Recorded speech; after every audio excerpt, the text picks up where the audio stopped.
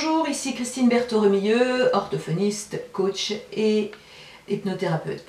Donc aujourd'hui, j'ai choisi de vous faire une courte vidéo pour vous parler de mes stages d'auto-hypnose, des stages d'apprentissage de l'auto-hypnose. L'auto-hypnose, c'est donc une technique qui est issue de l'hypnose, mais qu'on va pouvoir s'appliquer à soi-même, dans un but d'améliorer certaines choses dans notre vie. C'est une technique qui nous permet d'aller communiquer directement avec notre inconscient. On part du principe en hypnose et en auto-hypnose qu'on a un stock de ressources insoupçonnées, incroyables, et donc on va aller piocher dans ces ressources et pour amener du mieux-être dans notre vie.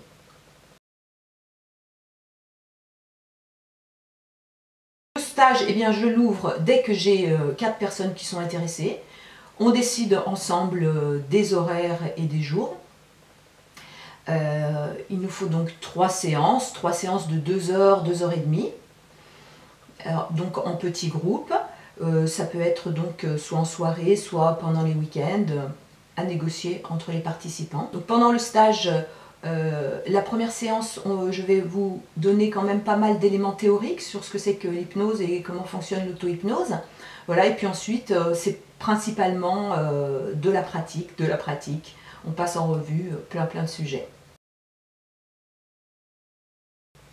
Alors ce stage, il s'adresse à toute personne qui a envie de découvrir le côté fascinant de l'hypnose et de l'auto-hypnose, qui a envie d'acquérir cette technique qui permet d'autonomiser, c'est-à-dire qu'on va pouvoir travailler sur soi sans avoir besoin d'un thérapeute. Donc pendant le stage, on va apprendre déjà à se mettre en état d'auto-hypnose. Voilà, c'est un état qui n'est pas l'état du sommeil, qui n'est pas l'état de veille habituel, qui est un état entre les deux. Donc c'est une technique pour apprendre à s'y mettre. On va apprendre à créer des zones de ressources en nous, des zones de confiance, de façon à développer la confiance. On va apprendre aussi à travailler sur un objectif précis. En fonction des participants, les thèmes peuvent être très variés.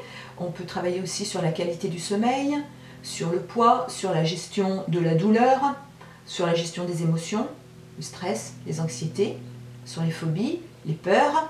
On peut aussi travailler à développer ses défenses immunitaires, à stimuler des capacités soit physiques, soit intellectuelles, comme par exemple développer des apprentissages, stimuler la créativité, stimuler l'intuition.